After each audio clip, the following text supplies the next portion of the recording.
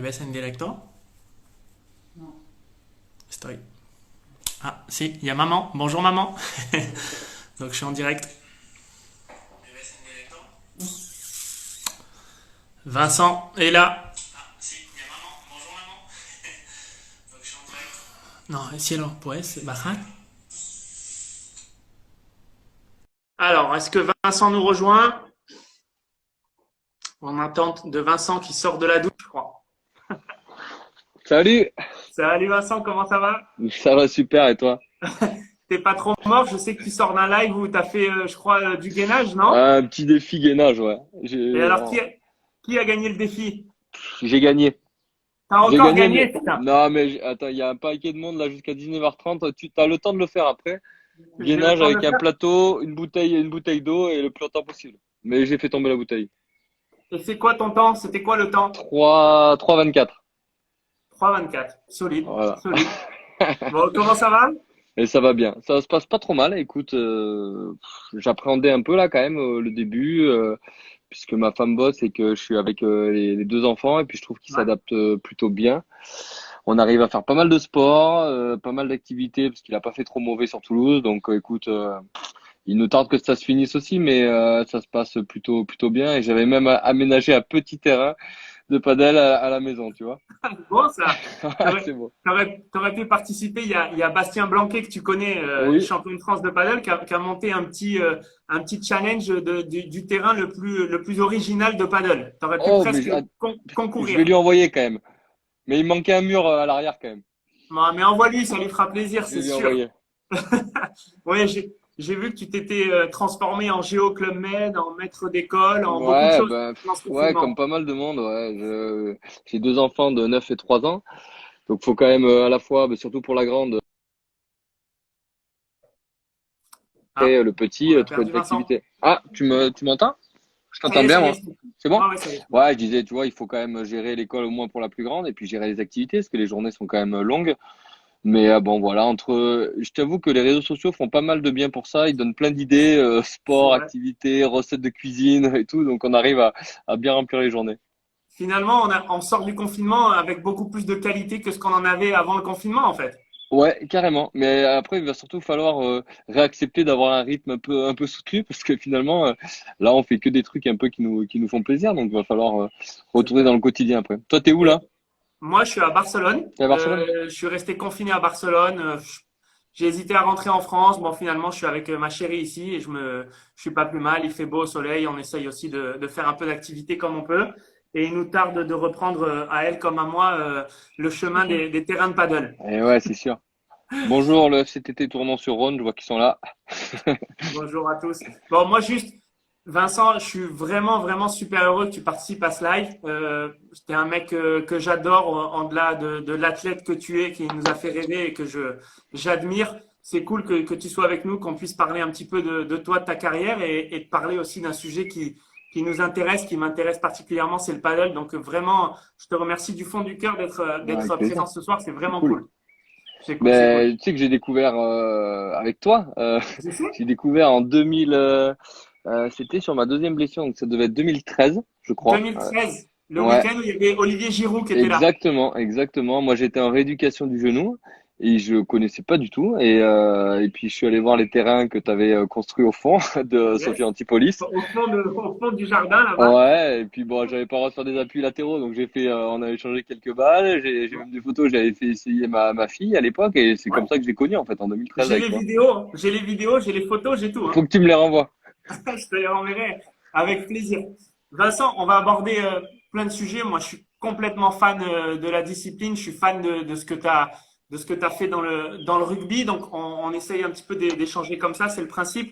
Moi, j'ai envie de connaître un petit peu bon, ton parcours, hein, Grenoble, Toulouse, Toulon. J'ai une première question, moi, en tant que joueur de paddle. Quand on arrive dans un club comme le Stade Toulousain, jeune, très jeune, qu'on a la génération Ntamak, Garbajosa, C'est ça. bon, toute la grande génération du Stade Toulousain. Comment on se fait une place là-dedans? Comment on arrive dans ce vestiaire et dans ce club? Raconte-moi un peu ça. Mais moi, je suis arrivé, donc j'arrivais effectivement de Grenoble, tout était allé un peu vite, et donc du coup, je suis arrivé vraiment sur la pointe des pieds. J'étais personne, évidemment, donc je me suis mis dans un coin du vestiaire. Et puis, il y a quelques jeunes de ma génération, Greg Lambollet, Clément Poitrenaud, il y avait Fred Michalak, Nicolas Jean-Jean, etc., qui m'ont aidé un peu à m'intégrer. Mais surtout, en fait, je crois que tu t'intègres par le terrain. Et j'ai eu la chance on est rapidement parti en stage, on a rapidement fait des matchs amicaux où j'ai eu la chance de jouer tout de suite, de marquer des essais, donc de prouver une certaine valeur sportive. Et du coup, c'est plus facile, je trouve, dans l'intégration. Après, quand même, tout le monde était très accueillant. Il y a une vraie volonté de transmission aussi dans ce club. Et du Ouais. coup, tu l'as cité, des joueurs comme Emile Ntamak, Michel Marfin, qui était plutôt sur la fin, Yann Delec, Cédric Desbrosses, Yannick Bru, etc. Sont des joueurs qui avaient envie de transmettre aussi. Donc, ils voyaient pas de la concurrence arriver. Ils voyaient quelqu'un qui faisait partie de l'effectif. Donc, j'ai jamais senti, je me suis senti tout de suite à l'aise en fait. D'accord. Et puis voilà, on m'a donné ma chance, on m'a donné des ballons et c'était super cool. Mais moi, j'arrivais comme pour relever un défi en fait, en me disant t'as fait le choix de partir de Grenoble. J'ai été un peu critiqué en partant de Grenoble parce que quand tu pars d'un club qui t'a formé, ça fait jamais très plaisir et généralement c'est normal, les gens sont un peu déçus. Donc j'avais pris ce risque-là, il fallait que je l'assume et que je prouve que c'était le bon. Et quand tu parles de tradition, hein, de transmettre, tu disais, c'est incroyable, les coéquipiers te voient pas comme une concurrence, mais ils sont plus là dans une démarche de transmettre un petit peu. Il y a de la tradition au Stade Toulousain. Il y a aussi une culture de la gagne. C'est le Stade Toulousain. Enfin, moi, je le compare un petit peu au grand club de foot, à la Maison Blanche que peut être le Real Madrid, Ouais. où les joueurs disent que finalement le club prend largement le dessus sur les joueurs. Puisque c'est une maison qui gagne. Comment ça se transmet cette culture de club et cette gagne-là à travers les générations? Alors il y a des périodes évidemment où il y a moins de victoires, mais Oui, malgré tout, c'est quand même c'est le club qui gagne quoi. ouais, on sait que chaque joueur est de passage et qu'il sera remplacé par quelqu'un de aussi talentueux ou de plus talentueux. Donc nous, on essaye de faire durer en fait cette performance au fil des années. On a une certaine pression. Moi, quand je suis arrivé, il y avait une certaine pression de continuer à avoir des titres parce que c'était une génération avant nous qui avait énormément gagné. Donc il y Ouais. avait envie de faire pareil et d'être la génération qui continue à faire gagner ce club. Donc en fait, on est élevé dans la culture et moi je l'ai fait, j'ai beaucoup appris aux côtés de Guinoves, mais c'était vraiment la culture de la gagne. On se satisfait jamais d'un titre. On a un titre, c'est génial, puis on passe à autre chose, on va en chercher un autre. On a toujours des mini-objectifs ou des gros objectifs et en fait on est toujours à la recherche d'aller chercher plus loin et on prend le temps en fait de mesurer, de regarder tout ce qui s'est passé que quand on s'arrête à la toute fin. Donc en fait c'est ça, c'est toujours avoir ce sentiment de vouloir gagner, de vouloir être le meilleur et ça c'est plutôt positif. Et j'imagine que ça, c'est ressenti à toute l'échelle du club, à tout l'organigramme. Évidemment, il y a les joueurs, il y a le staff, et puis il y a tout ce qui se passe autour. Le président, qui est rugbyman, enfin ancien rugbyman aujourd'hui. Ouais. Euh, tout ça, une énorme mécanique en fait qui t'évite toutes sortes de lassitudes quand tu gagnes, quoi. Ouais, et puis tu fais bien de le dire, c'est-à-dire que c'est vrai que c'est un club qui gagne, c'est-à-dire qu'il y a les joueurs qui sont sur le terrain, mais il y a il y a le staff médical, le staff de prépa physique, les entraîneurs, il y a ce qu'on appelle longtemps qu'on appelle les papis, qui sont les bénévoles qui viennent nous aider, l'administratif. Donc le club il est construit pour que tout le monde performe et que les joueurs ils aient qu'à se concentrer sur le terrain pour pouvoir être les meilleurs possibles. Mais ils ont cette chance d'être sur le terrain à 100% parce qu'ils ont rien à penser autour. Et c'est vrai que Ouais.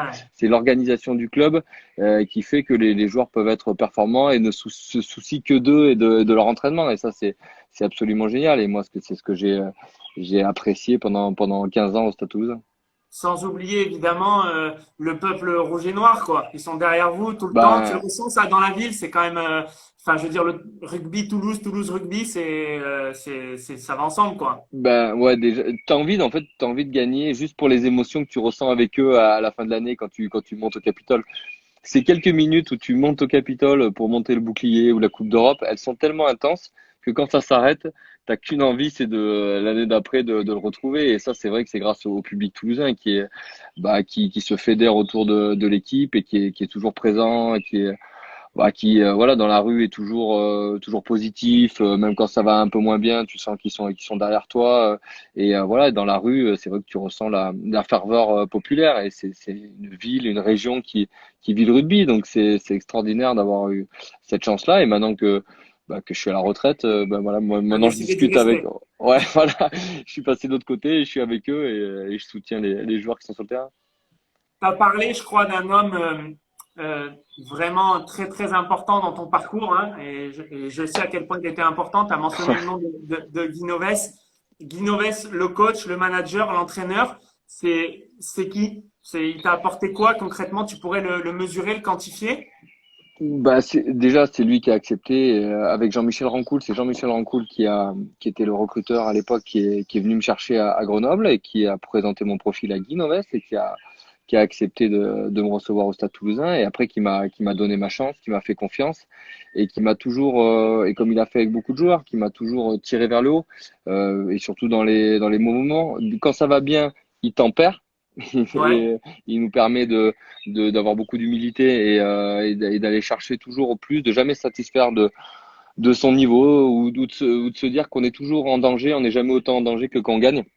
ouais. Et ça, il nous le répétait à chaque fois, c'est que quand on est tout Confirmé, en haut, c'est ce qu'il y a de plus dur dans le c'est haut ce qu'il y a niveau, de plus j'imagine. dur et puis on sait forcément que ça va tomber un jour. Donc du coup, on a toujours eu voilà cette culture de faire attention quand on était en niveau. Et par contre, quand on était un peu plus dans le dur, c'est quelqu'un qui nous aide à remonter, à retrouver le haut niveau avec des mots, avec un timing aussi de l'après-blessure qui maîtrise bien. Et du coup, il sait redonner sa chance aux joueurs et il sait lui redonner sa confiance. Et on sait combien pour un athlète c'est important d'être en confiance pour être performant. Et puis lui, en fait, est un tel compétiteur qu'on n'a Ouais. pas envie de le décevoir parce que on sent que lui, il a la gagne en lui, qu'il est comme ça profondément. Et donc, du coup, on a envie d'être comme lui et de pas le décevoir. Il est plutôt Special One à la Mourinho ou il est plutôt Guardiola dans ses papiers, dans ses vidéos et meneur d'hommes, mais un peu différent quand même que Mourinho. Je dirais que il est un peu les deux. Il visionne des matchs, ouais, il visionnait énormément, tout le temps les matchs et il se les refaisait. Et après, il était en retrait un petit peu. Et quand il y Hmm. avait besoin, il parlait au collectif une ou deux fois par semaine. Et surtout, il allait voir les joueurs individuellement quand il sentait qu'il y en avait besoin. Ça pouvait être après un match, avant, après une annonce d'équipe quand il y a un joueur qui n'était pas sélectionné, pendant l'entraînement. Il savait mesurer quand le joueur avait besoin d'entendre sa voix et de discuter avec lui. Et je crois qu'il avait en fait un management collectif très fort où il donnait des axes, des directives, des directions pour le club et pour l'équipe. Mais après, il savait vraiment s'adapter à l'individu et je crois que c'est ça qui a fait sa longévité, c'est que pendant des années, il a su s'adapter aux joueurs et pas avoir un schéma en tête et le faire appliquer à tout le monde. Il y a Thierry Dussautoir qui dit que tu parles super bien et qui en plus est hyper beau gosse. Je sens le chambrage. Titi, ouais, Titi, je pense il doit penser un peu comme moi, mais il y a la Screll aussi, il y a tout le monde. Ouais, j'ai eu la chance mais en fait, c'est ça aussi, c'est le stade et par Guinoves, c'est d'avoir eu la chance qui recrute des joueurs comme ça. Et en fait, C'est une génération de joueurs, ouais. ouais, on se sent, mon secret, c'est d'avoir joué avec Thierry Dussautoir, d'avoir eu un super capitaine. Ça, je veux bien te croire. Mais non, mais c'est d'avoir eu que des bons mecs et des bons mecs qui savaient qu'ils étaient de passage, qu'ils avaient quelque chose à apporter à l'équipe, mais il n'y avait pas un individu qui prenait le pas sur les autres et c'était génial. C'était génial. Et puis il y avait une génération où les joueurs avaient envie de rester, donc on est resté très longtemps tous ensemble. Donc Ouais. c'est vrai que c'est devenu beaucoup plus que des coéquipiers. Vous êtes restés très longtemps tous ensemble au stade. Il y a eu une grande période, grande génération. Et puis vous êtes tous retrouvés aussi en équipe de France autour de Ouais. Thierry Dussautoir, justement, qui était capitaine aussi pendant un long moment. L'équipe de France, c'est bon, Bernard Laporte, je crois, au départ, avec toi. Il y a eu Bêtise. Bernard Laporte pendant quelques années. Un grand personnage aussi, non, du rugby. Ouais, c'est très différent, hein. C'est pour ça que Ça a été dur, hein. Ça a été dur, mais parce que voilà, c'était dur d'être dans les papiers ça a été pas mal d'allers-retours en équipe de France il te jusqu'en sélectionne 2007. tôt quand même. Il te Il me sélectionne très tôt, sélectionne je très crois. tôt, Ouais, en 2003. Moi aussi, tu me ouais, manques, Titi. Et en fait, c'est le début. Je sais pas comment toi t'as vécu tes débuts de carrière, mais en fait, au début, t'as l'impression que tout est facile. Je suis arrivé au stade. Au bout de 2 mois, j'avais mes premières sélections, champion d'Europe, tout allait bien. Et puis en fait, j'ai pas été sélectionné pour la Coupe du Monde en ouais. 2003. Puis après, ça a été des allers-retours en équipe de France parce que c'est dur l'équipe de France. Il faut être en forme. Il y avait une grosse concurrence à l'aile aussi. Hein, Cédric Clémence, il y avait Garbajosa, Aurélien Rougerie. Enfin, il y en avait des dizaines. Il y Il avait y avait vraiment des beaucoup de costauds. concurrence. Ouais, et puis Pito et Lorga, etc. Et donc du coup, il fallait vraiment être au top parce qu'il y avait beaucoup de turnover. Donc ça met du temps et c'est difficile de s'imposer en équipe de France et d'y rester longtemps. Donc tu l'as pris comme exemple. Il est là. Thierry en a un exemple parfait. La longévité, c'est peut-être le plus dur. Donc j'ai commencé avec Bernard Laporte. Après Ouais. il y a eu Marc Lévremont, il y a eu Philippe Saint-André. Voilà tous. Très différents les uns des autres, mais c'est vrai que l'équipe de France, ça a été des moments assez exceptionnels. Tu es quand même resté très longtemps en équipe de France et tu as joué, j'ai regardé l'autre fois une interview de toi où tu disais que ton plus beau souvenir et à la fois ton pire souvenir, c'était sans doute cette finale de Coupe du Monde en Nouvelle-Zélande. Bon, moi, je suis amateur de rugby, évidemment. Je suis pas dans le monde du rugby.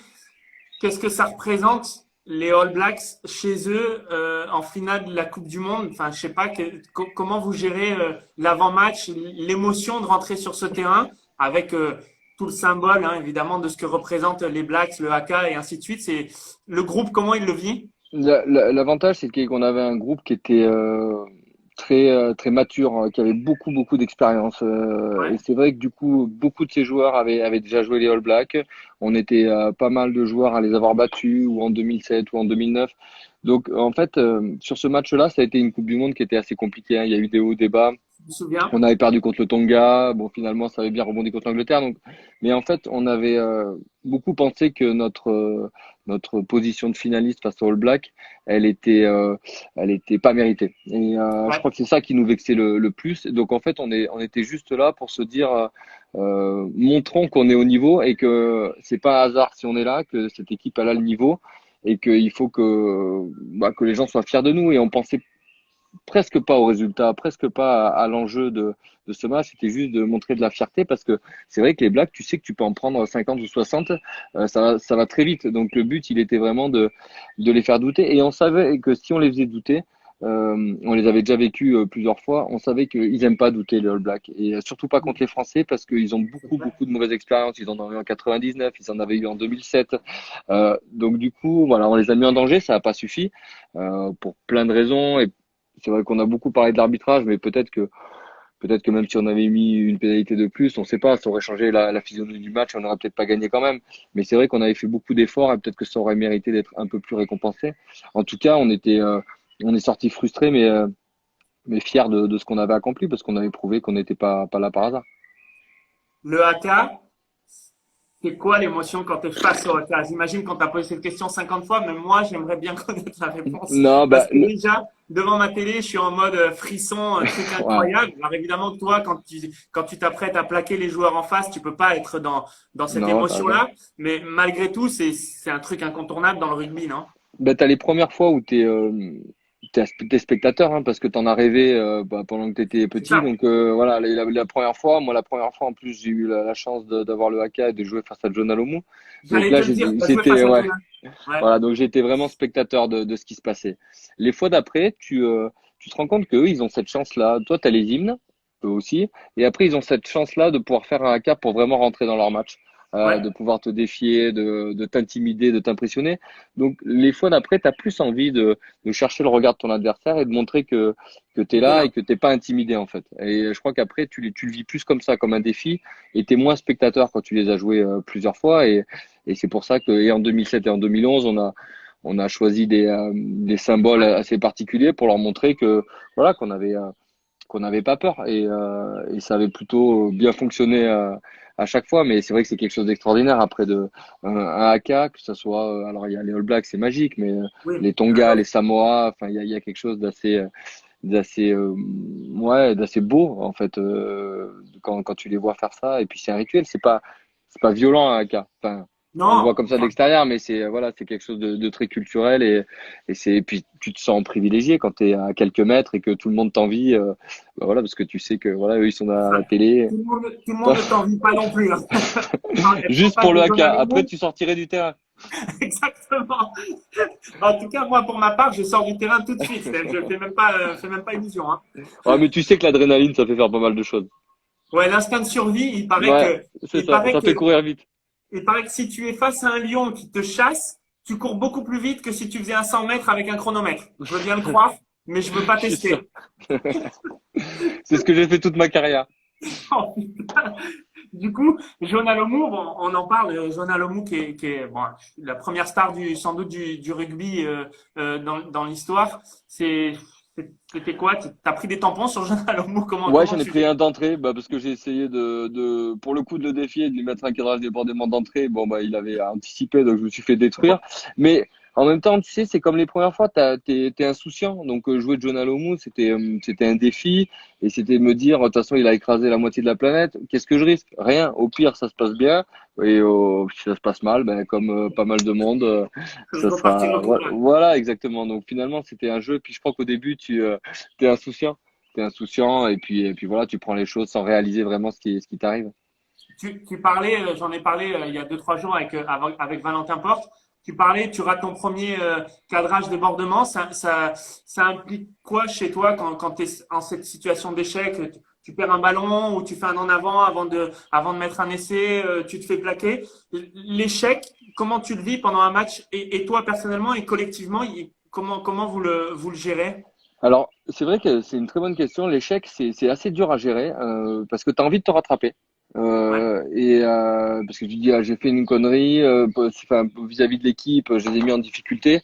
Et après, du coup, tu as vraiment envie de te rattraper, mais tu sais qu'il faut pas forcer le trait et forcer le destin à vouloir te rattraper absolument parce que généralement, quand tu commences comme ça, tu les enchaînes.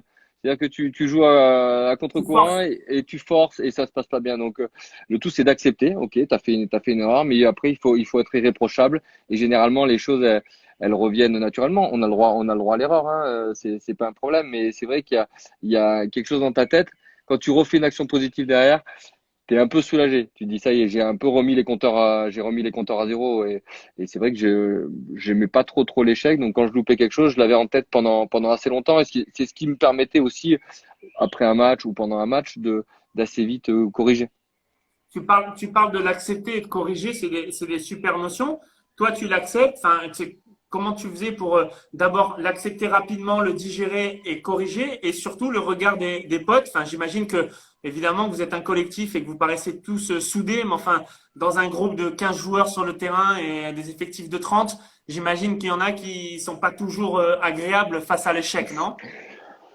Je crois qu'on est obligé. On est obligé d'être tolérant. Je veux dire, on sait qu'on fait des bêtises, que d'autres en feront. Donc le tout, c'est de pouvoir se le dire les uns les autres. Mais si on était tous parfaits et que personne faisait d'erreurs, ça ressemble aux All Blacks quoi, qui dominent la planète rugby. Mais tout le monde n'est pas capable des All Blacks collectivement.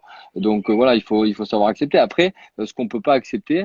Et nous, c'est ce qu'on avait compris aussi, c'est que faire une erreur un week-end, quand on le débriefe, quand on l'analyse, si le week-end d'après, tu refais la même erreur ou que quelqu'un refait la même erreur, c'est qu'il n'a pas compris. Et là, on peut être un peu moins tolérant, mais parce que voilà, le but, c'est que une erreur, elle serve au collectif et elle serve à ce que les autres n'en fassent plus. Parce qu'autrement, c'est vrai que si personne n'écoute et personne n'apprend des erreurs, on accumule et on perd du temps.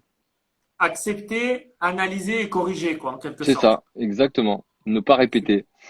C'est bien. Et ne pas, Mais surtout pas répéter. enfin, Ça vous, va. c'est quand même très similaire parce que il y a quand même beaucoup de choses. Et moi, alors moi, je débute hein, dans ton sport, mais c'est vrai que c'est le sport qui m'attire. Après le rugby, là, maintenant que j'ai arrêté, c'est ton sport qui m'attire le plus et Génial. que j'ai envie vraiment de m'y mettre sérieusement. Donc on devait s'y mettre sérieusement avec Greg Lambolet, Je qui est sais, j'ai mon cru comprendre. partenaire, voilà. Mais c'est vrai qu'on n'a pas eu trop le temps. Mais ça demande tellement pareil, forcer dès qu'on force parce que à chaque fois c'est des erreurs. Puis voilà, c'est de la mécanique, c'est de la précision, c'est Nous, apprendre de ses erreurs. l'échec, d'abord, je veux dire, ne pas rater une balle dans notre sport, c'est impossible. C'est comme le joueur de tennis, tu lui demandes de jamais rater un service ou un coup droit, c'est juste impossible. Donc, il y a effectivement cette notion de pouvoir accepter et d'oublier rapidement. Il y a Correggia qui disait que sa mécanique dans la tête, c'était le mot effacer. Effacer, que le coup soit bon ou que le coup soit mauvais, il se disait tout le temps, j'efface. Tu vois, pour pas avoir ni s'enflammer, ni à l'inverse Ouais, bien se sûr. recroqueviller.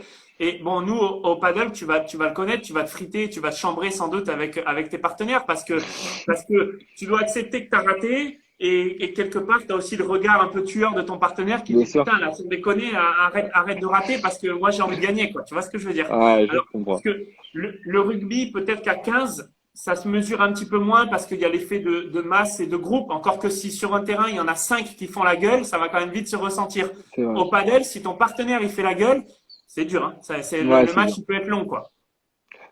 Nous, il y a pas, c'est vrai qu'on le ressent pas. Ça va très vite. Il y a tellement d'actions qui s'enchaînent que généralement, on n'a pas le temps de trop se faire la gueule. Alors, après le match, mais Après le match, c'est plus dur. non, moi, j'ai rarement ressenti ça.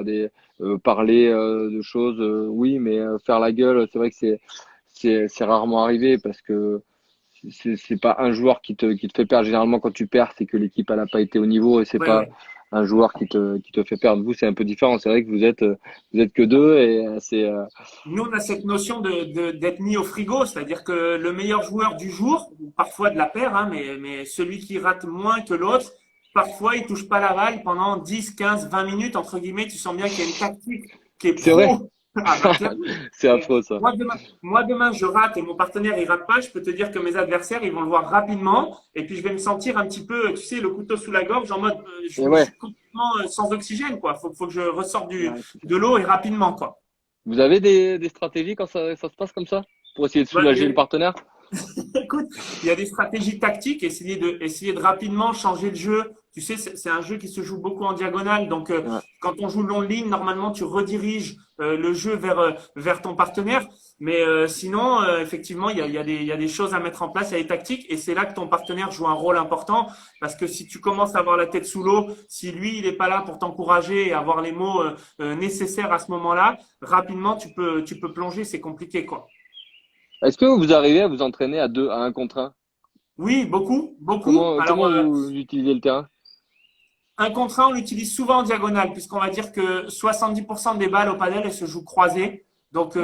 alors évidemment, tu peux jouer de long ligne pour travailler d'autres choses, mais beaucoup de 70% des balles se jouent croisées. Donc, quand on joue en simple, on joue beaucoup croisé. Ah, je Benoît vois qu'il y a Bert, Benoît. Salut Benoît. ouais.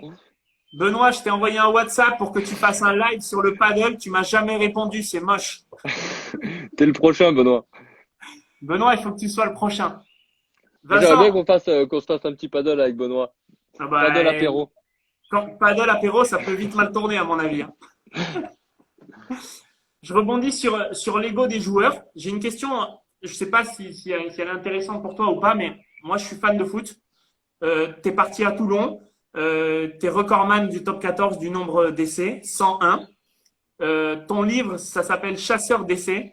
Est-ce que l'ailier, il a l'ego du buteur au foot et il ne vit que pour l'essai ou pas tant que ça? Non, pas tant que ça. Moi, c'est venu tard en fait. Je m'en suis pas rendu compte en fait. Au début, je marquais et c'est très tard que les journalistes ont commencé à me parler un peu des statistiques, que je me rapprochais de certains records. Mais en fait, Tu c'était sais, pas un objectif.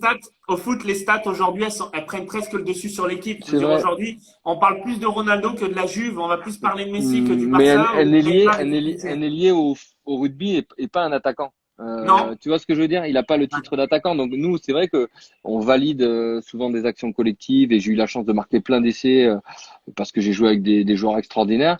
Mais j'ai toujours su à qui je le devais aussi. Alors bien sûr, il y a eu quelques essais individuels, mais globalement, j'ai fini des coups. J'avais pas grand-chose à faire non plus. Donc il y avait toujours le fait le sentiment d'avoir joué mon rôle en fait. Moi, mon rôle, j'ai marqué un essai, ok, c'est cool, mais parce qu'il s'est passé plein de choses avant et c'était mon rôle à moi, comme Thierry par exemple qui était là tout à l'heure. Bah lui, c'est lui qui allait récupérer des ballons, fracasser des joueurs, même s'il a marqué des très beaux essais et Aussi, notamment s'il est encore là, il a marqué un essai de 60 mètres, un véritable sprinter. Mais du coup, pour te dire qu'en fait, je me sentais pas et ça, Guinoves ça a été important là-dessus, c'est que en gros, il te faisait comprendre que c'est pas parce que tu marquais un essai que tu avais réussi ton match. Et ouais. inversement, c'est pas parce que tu n'avais pas marqué que tu avais fait un mauvais match. Donc voilà, après j'aimais ça, j'ai toujours aimé ça et il y avait un espèce d'instinct Ah, on a à la perdu ligne en Vincent. fait où ah, c'est là? Tu m'entends? Vincent. Ouais, ça y Ouais, est, je je suis là. t'entends. C'est bon? Ouais, ouais. Ouais, je disais quand j'étais près de la ligne, c'est vrai qu'il y avait quelque chose j'avais envie de la franchir ça et j'aimais ça vraiment. Mais j'étais assez détaché, j'étais pas frustré parce que j'avais pas marqué. Alors si, j'étais frustré quand je sentais que j'aurais dû marquer et que j'avais Ouais. loupé quelque chose. Ça me frustrait parce que ça faisait partie de mon rôle. Mais après, c'est vrai que les stats, il y a que le dernier, le centième essai a été pesant parce que je revenais de blessure, on m'en parlait Ouais. beaucoup et il a été Tu n'as pas pesant marqué celui-là. avec Toulon, je crois. Tu n'avais pas marqué encore avec Ouais, Toulon, non? voilà, parce que je suis arrivé, je me suis blessé, donc après j'avais envie de marquer avec Toulon plus que pour les stats en fait, c'était le fait de marquer pour le Ouais. RCT. Et après, bon voilà, le record ça a été anecdotique, c'est plutôt la manière dont ça s'est passé qui était chouette puisque c'est Hugo Bonneval qui m'a offert sur un plateau, donc ça voilà, c'était un cadeau de copain et ça c'était plutôt chouette. Nous, tu vois, je t'ai parlé de l'ego du joueur de foot ou de l'ailier. Pour moi, c'était intéressant à savoir parce que de l'extérieur, quand on n'est pas du monde du rugby, on a l'impression que l'ailier, voire l'arrière, c'est le mec le plus bankable du rugby quand même. Tu vois, Mais si tu veux, je pense qu'un ailier qui commence à prendre feu et qui commence à s'accaparer, s'approprier des essais, je pense que au sein du groupe, ça va pas bien se passer. il Il est va se remis mettre, dans le droit chemin. ouais, il va se remettre à l'écart. Moi, les quelques joueurs que j'ai pu côtoyer ou que j'ai vus qui sont passés et qui avaient trop d'ego, ça a jamais fonctionné avec le groupe. On peut pas avoir. Il y a tellement de gens qui comptent et il y en a tellement qui font un travail de l'ombre dans le rugby que si tu commences à vouloir avoir la lumière sur toi, généralement ça marche pas. Donc, les stats dans le rugby, la stat individuelle, elle prend jamais ou elle prendra jamais le dessus sur Non, l'équipe. maintenant là où on regarde beaucoup dans les stats dans le rugby, c'est plus en termes de déplacement. Les stats dans le rugby, elles deviennent importantes sur la faculté à se déplacer, à répéter des efforts intenses, la vitesse. C'est plus ça en fait qui va conditionner la forme du joueur, plus que ses stats individuelles, de savoir s'il a pris des touches, s'il a marqué des essais. Ça dépend tellement des autres que non, c'est plus ouais ça, ses qualités de performance qu'il va pouvoir produire sur le terrain en plus de ses qualités techniques. Bon. J'ai Valérie Nicolas que tu connais Oui, qui nous lance l'idée de faire un tournoi exhibition avec tous les sportifs qui aiment le paddle. Je crois que bah ça serait génial. c'est sur le chemin. Sache que je travaille dessus. T'es dessus? Ah cool. Tu sais que tu vas être, je crois qu'avec ta boîte même, on va même pouvoir en parler. Parce que je Ah crois que mais ça me ferait bien plaisir. t'es dans l'événementiel, il me semble C'est aussi. ça. Justement, ça me fait parler de ta reconversion. Aujourd'hui, on te voit, bon, tu as fait ton livre, on te voit beaucoup dans les médias. France 2, Canal, je crois, ou France 2 maintenant. Ouais, j'ai commencé par Canal et j'ai basculé sur France 2 cette année. Pourquoi les médias? Est-ce que c'était une manière de voir le rugby avec un peu de hauteur autrement ou c'était une passion pour toi? Ben en fait ça faisait un moment que j'en parlais, j'en ai beaucoup parlé avec Eric Bailly notamment et c'est vrai que voilà et après là j'ai basculé sur France 2 parce qu'il y avait un rythme un peu plus léger donc c'est vrai que j'avais aussi envie de prendre du temps pour moi. Je crois que ça m'a permis de basculer après le rugby de manière, on ne sait pas trop comment ça se passe la reconversion, l'arrêt d'une carrière. En fait, le fait de rester au contact, j'allais tous les week-ends au bord du terrain, je continue à voir les joueurs, je continue à aller au stade et ça me permet d'avoir une transition qui est douce. En En fait, douceur. il y a pas de frustration. Le rugby sur le terrain me manque pas. Ouais. Mais je crois que c'est aussi beaucoup dû à ce que je fais avec les médias et de continuer en fait à me rendre compte. Les médias m'apportent aussi euh, de me rendre compte de ce que j'ai vécu parce que quand tu es dedans, tu vois pas tous les à côté, tu mesures pas ce que c'est que les événements, tu les vis tellement intensément de l'intérieur que tu te mets dans ta bulle et t'occultes un peu ce qui se passe autour. Et là, d'avoir fait Canal+ et France 2 maintenant, je me rends compte ce que c'est que d'aller au stade, comment le stade vit avant, les hymnes, c'est absolument fabuleux et je me rends compte de la chance que j'ai eue et c'est vrai que j'aime vraiment profondément ça. Je vais te poser une question que j'ai posée à Paul-Henri Mathieu et Alex Correggia, qui sont deux copains, qui sont retraités aussi Ouais. de tennis, eux. La question, c'est est-ce que tu te vois encore joueur de rugby? Est-ce que cette période-là, est-ce que quand tu fermes les yeux, tu la ressens encore, l'émotion, tout ça? Ou est-ce que presque tu es déjà passé dans une autre vie et tu peux presque oublier que tu as été joueur de rugby? Alex Correggia m'a dit qu'il avait oublié euh, presque sa finale à Roland-Garros contre Carlos Moya, quoi, pour te dire. Ouais, pourtant c'était beau, hein. Oui, Moi, je crois que effectivement, je pourrais l'oublier. Heureusement que je continue et les médias me permettent ça. Et je me rends compte que les lieux où tu as joué, où tu as vécu des choses importantes, le corps a une mémoire et tu vibres parce que tu re-rentres dedans, continue. ça te rappelle des choses. Mais si t'as plus ça, tu as tendance à très vite oublier. Et puis, non, je me sens plus joueur de rugby. Je serais incapable aujourd'hui. Ça va trop vite. Si tu t'entraînes pas 2 fois par jour, tu peux plus jouer à ce niveau-là. Donc, je suis pas frustré parce que je sais que je pourrais pas être sur le terrain à l'heure actuelle. Et puis, c'est vrai que tu oublies vite, quoi. Tu oublies très vite ce que ça représente d'être un athlète. Benoît, quel mytho, cet Alex. Mais Benoît, pour être honnête, il m'a dit Roland Garros, j'ai oublié parce que j'ai perdu contre Moya, mais au Master 3 mois après, je m'en souviens encore, j'ai ciré Moya. Peut-être que c'est la défaite qu'il a oublié plus que la victoire. Bon, dis-moi, du coup, tu n'es plus joueur de rugby, mais tu fais du sport. On va parler paddle. Tu m'as dit que tu étais un peu accro presque hein, maintenant au Ouais, paddle. Donc, comment tu as découvert ça? Je sais que c'était en partie chez moi, je crois. ouais, c'était chez toi à Sophia Antipolis où ça m'a vraiment donné envie. Après, c'est vrai que pendant les années qui ont suivi, ben, j'ai pas eu trop le temps. Et puis j'ai rencontré Laura Clerc, Ouais, voilà, puisque j'allais faire des soins à ESP Consulting, tu vois. Donc du coup, je l'ai rencontré là-bas. Puis j'ai rencontré Bastien il y ouais, a pas très longtemps. Et en fait, on s'y est mis parce que j'avais envie de quelque chose de ludique. J'avais envie de quelque chose où tu peux t'envoyer, mais qui soit pas trop loin du collectif. Et c'est vrai que, ben voilà, tu n'étais pas tout seul. Donc c'est vrai que je jouais avec Greg. Donc là, cette année, on s'est dit, on s'y est mis sérieusement. Puis là, on a été coupé dans notre élan. Donc j'espère qu'on va super. trouver vraiment un rythme pour progresser. Parce que le problème, c'est qu'on jouait trop peu souvent pour progresser, mais c'est à chaque fois on se régale. Il y a quelque chose de génial. Moi j'adorais le squash. Ouais, ah ouais, d'accord. Voilà, j'adorais le squash. J'avais joué un peu au tennis et donc du coup je trouve que ce mix en fait il est top. Tu joues au terrain, sur les terrains du stade, non? Au tennis Alors à côté? ouais,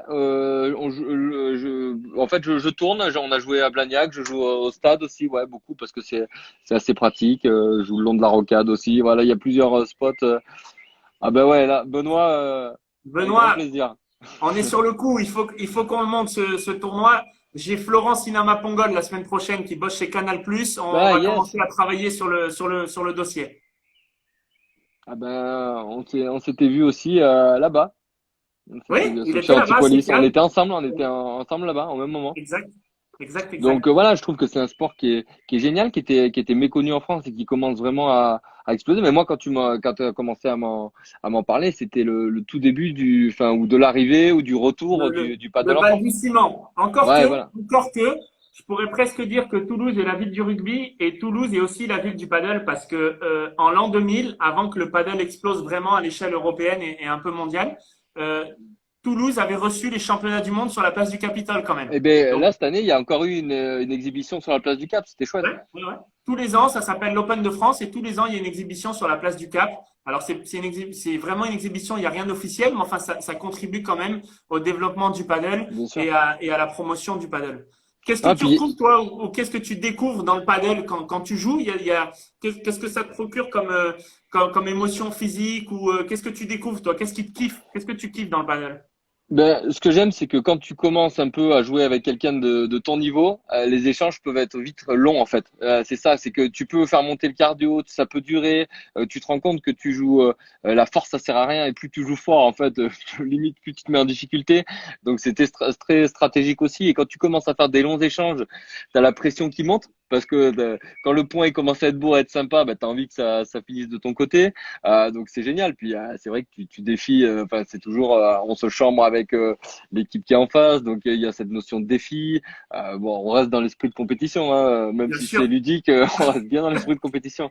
Et je trouve ça génial. Ouais, vraiment, je m'amuse beaucoup à jouer au padel. Je joue beaucoup aussi avec Jean-Charles Lorioli, qui lui à Toulon, je sais pas si tu le connais, Jean-Charles a monté aussi.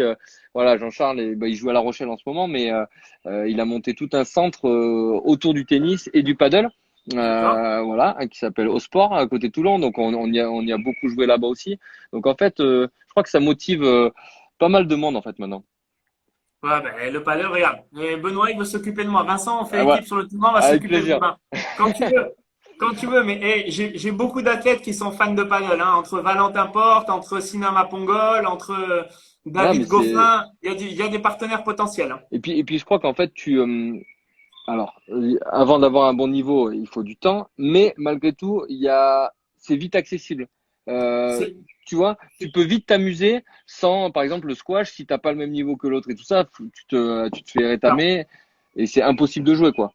il y a plusieurs éléments. C'est que ce que tu viens de dire, c'est la vraie plus-value du paddle. C'est-à-dire que le squash peut être très traumatisant physiquement si t'as pas une bonne condition physique ou si t'as pas le même niveau.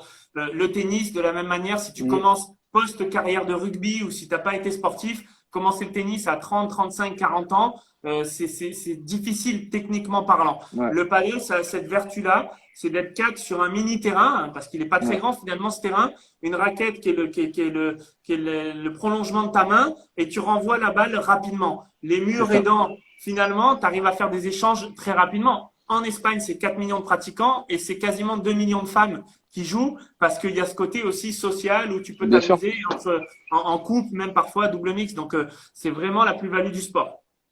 Non, mais c'est voilà, c'est exactement ça. Après, voilà, après il y a s'amuser, puis après il y a être il y a être à ton niveau, tu vois, qui demande énormément parce qu'après c'est plus le même niveau. Mais c'est vrai qu'on peut vite s'amuser. Moi, je vois là, je te dis, je m'étais fabriqué un mini terrain. Je me suis ma fille, j'en ai fait avec elle là pendant 2 semaines pendant le confinement, et elle s'est vite amusée. Plus qu'au tennis parce que c'est vrai que elle arrivait plus à me renvoyer la balle et du coup La c'était chouette. situation, la situation de réussite chez l'enfant, c'est ce qui fait qu'il va accrocher ou pas accrocher. S'il passe 15 fois à côté de la balle au tennis ou Bien à un autre sûr. sport, ça va être compliqué. S'il sent qu'il réussit, naturellement, il aura envie de continuer. C'est évident. Il y a le plaisir qui arrive Bon, rapidement, en fait. bon, tu m'as chauffé. J'espère qu'il va vite venir ce tournoi maintenant. Il faut l'organiser. Team One Group, non, c'est quoi le nom de ta Ouais, boîte? c'est ça, c'est ça, c'est ça. Team One On va, Group, il va falloir qu'on se passe un petit coup de ouais, fil, hein, je crois, hein. on va s'appeler dès le début de semaine. Bon, dis-moi, tu joues contre rugbyman au paddle ou tu te confrontes un peu de temps en temps à d'autres mecs? Non, pour l'instant, c'est beaucoup rugby, c'est vrai, enfin beaucoup avec le Stade Toulousain. Ouais, il y a enfin avec des gens de l'administratif aussi du stade. Il y a Paul Catuf, je sais pas s'il est par là, Julien Barès. Mais c'est vrai que c'est pas mal avec des gens du rugby, avec mon beau-frère aussi. Il y a une petite team, et c'est pas mal la communauté rugby qui joue, ouais, pour l'instant. Un pilier de 100, 110 kilos sur le terrain de rugby, ça donne quoi? Ouais, mais c'est très bon, mais on sous-évalue les piliers. Déjà, ils sont très explosifs, donc tu vois, comme c'est pas très grand, ils peuvent être très explosifs sur quelques mètres. Donc et puis ils sont techniques en fait. En fait, ils sont Et malins. sur le lob, comment tu Sur le fais? lob, sur le lob, moi. Mais Ils moi, sont c'est pour limites ça que sur j'ai le lob. choisi comme partenaire Greg Lambolé à plus de 2 mètres. Quand il lève la main, il est à 2,50, 2,60, c'est parfait. Tu Mais combien? ils sont roublards en fait. Il faut être coquin au paddle. Il faut Ouais, il être faut être coquin, coquin. et les avants, ils sont coquins. Faut être malin, faut être coquin. Ouais. Je suis d'accord avec toi. Tu parles de mecs qui font 2 mètres. Grégory Lambolé, il fait 2 mètres, mais je sais que tu es très, très proche. Tu as un ami qui fait plus de 2 mètres aussi, qui s'appelle Boris Dio, Yes, une légende du basket et du sport français. Est-ce que tu vas réussir à nous le mettre au paddle ou pas? Parce que dans mon bien réseau sûr. de sportifs de haut niveau, j'ai toutes les disciplines sauf le basket. Je comprends pas. Ah, on va le mettre au paddle, mais alors lui, il va falloir parce que lui, il est puissant pour le coup, hein. Ouais. Donc, il va falloir qu'il joue en douceur, mais tu sais, le basket quand même, c'est un sport très fin finalement. Donc, je suis sûr que Boris, il peut être très très fort. Donc, on va l'inviter. Il va falloir qu'il sorte de son bateau et de son tour du monde, je C'est crois, ça, d'abord. exactement, ouais. Et après, on le chope et on le met sur un terrain de paddle. Ah ouais, mais ouais, je pense que ça lui plairait bien. Moi, je On suis va sûr. l'inviter. Moi, Ah, mais bah, de tu toute te façon. souviens, on avait joué avec, tu avais vu jouer Olivier Giroud, Ouais, en fait, quelque part, tous les sportifs de haut niveau, peut-être hormis les nageurs qui sont dans une autre, qui sont vite traumatisés sur la terre et pour cause, ils sont dans l'eau toute la journée. Mais mm, sinon, n'importe quel sportif de haut niveau, finalement, au paddle, il se débrouille très, très bien. ouais, non, mais ouais, je vais lui envoyer un message à Boris. Je vais lui dire, Ah, t'es le prochain. Là, Dès qu'on là, tu aura me trouvé la plais. date du tournoi, il Là, tu sera me là. plais. Tu me plais. Vincent, je vais pas prendre plus de ton temps. Franchement, Ah, c'était très cool de te voir. c'est super. Moi aussi, on avait dîné ensemble, ça remonte, hein. Il y a un petit moment, Ouais, ça remonte. Et ouais, ça il va passe vite, falloir ouais. remédier ça. L'invitation à Barcelone t'a été envoyée à plusieurs reprises. Non, mais ça y est. J'espère qu'un jour tu Mais débarqueras. je vais débarquer, c'est certain. Euh, qu'est-ce que je veux te dire? Un immense merci. T'as fait comme tous la promotion du paddle. C'est génial. On a appris aussi un petit peu à te connaître. Moi, je suis fan de l'athlète et je suis fan de l'homme. Donc c'est Mais c'est vraiment très sympa gentil. d'avoir passé un moment avec toi. Et puis, qu'est-ce que je te souhaite? Bonne continuation, une bonne fin de confinement Ouais, c'est ça. et Non, ça beaucoup de va. paddle. Surtout, ouais, surtout du temps et pour jouer, pour progresser et pour s'amuser. Et puis qu'on se voit bientôt surtout. Écoute, avec grand plaisir. Vraiment, t'es vraiment le bienvenu et tu sais que je viens souvent vers Montpellier-Toulouse, donc Ouais, mais ça aussi, voilà. La prochaine fois, ton, tu viens. ton J'ai vu téléphone qu'il y a va sonner. Bastien qui était par là aussi. On Voilà, se fera un bon petit truc. on va se faire un petit match avec Bastien Lambolé et toi et Ouais, moi. On va pouvoir se marrer. ça me va. Vincent, merci pour tout. À très vite. Semaine Prends soin de prochaine, toi. semaine prochaine, je fais 3 lives d'affilée. J'ai 3 invités. J'ai pas pu changer les dates, Alors, il y mais a Flo, ouais. j'ai du Vas-y. joueur de tennis top 10 mondial. J'ai du très grand gardien de handball. À mon Ah, avis, tu vas savoir qui c'est. ouais, je Et j'ai doute. un champion du monde de foot 98. Ah, beau. Ah, très beau casting. Tous fans de paddle. Donc honnêtement, le problème c'est que ce tournoi, il va falloir avoir plusieurs terrains parce que tout le monde va pas pouvoir jouer sur un terrain. Ouais, on fait ça sur une semaine. Privatise le Capitole. Ah ouais, ça jouable. C'est très jouable, je sais. C'est pas tombé dans l'oreille d'assaut. Vincent, merci pour tout. Ciao, bonne Amitié soirée. À très et vite. bisous à ta femme qui a été Ouais, en première ligne pendant ce virus. ouais, On la exactement. remercie et C'est puis adorable. prends soin de toute la famille. Ciao, bonne soirée. Merci à tous. Ciao Vincent, Ciao. merci.